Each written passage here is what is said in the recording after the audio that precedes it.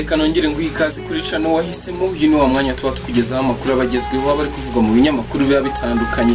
Ntatinze rero inkuru mpuzane aka kanya nuko bivugwa ko Kizito Mihigo ngo yaba yafashwe yagerageza gutoroka. Ni inkuru dusanga kuri Bwiza ikomeza igira iti muri iki gitondo cyo kuri wa 13 Gashyantare 2020 hadutse amakuru avuga ko umuhanzi Kizito Mihigo ashobora kuba yafashwe n'inzego z'umutekano z'u Rwanda bikekwa ko yashakaga gutoroka. Urwego cyangwa inzego z'umutekano rwamufashe ntabwo rwigeze rutangazwa cyane ko byavugwaga ko aya makuru ataremezwa. Kizito Mihigo ngo yafashwe ashaka gutorokera mu Burundi, impamvu yabyo nayo ntirajya ahagaragara nkuko aya makuru akomeje gucicikana avuga.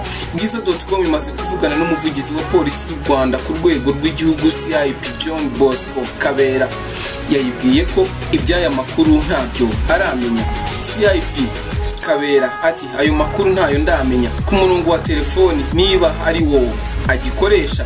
Bwiza.com yahamagaye Kizito Mihigo, nimero ye ntiyacamo, yamwandikiye ubutumwa bugufi kugira ngo ayisubize impamo kuri aya makuru amuvugwaho. Ubu baravuga ko bagitegereje ko abasubiza.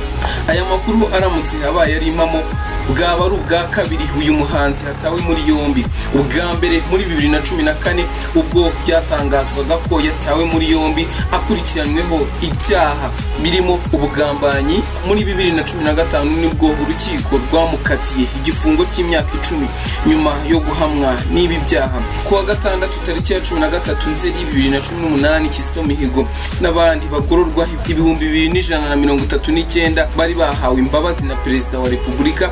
Tariki ya 13 Nzeri 2018 barafungurwa.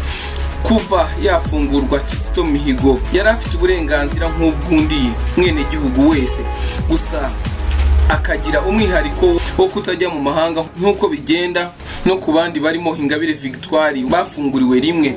Kwambuka ajya mu mahanga byaba binyuranyije n'uburenganzira Kizito Mihigo ahabwa n'urukiko.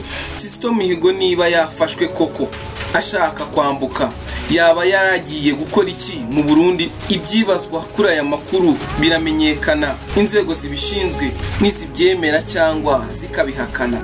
Mu yandi makuru tugufitiye nuko igitero cy'inzige gishobora kugera mu Rwanda mu minsi mike. Iyi nayo ni inkuru ndi kugutunganyiriza, wewe urasabwa gukomeza kubana natwe kugira ngo nkimara kuyitunganya nyigezaho uhite uyibona nigiye gukurikira iyi.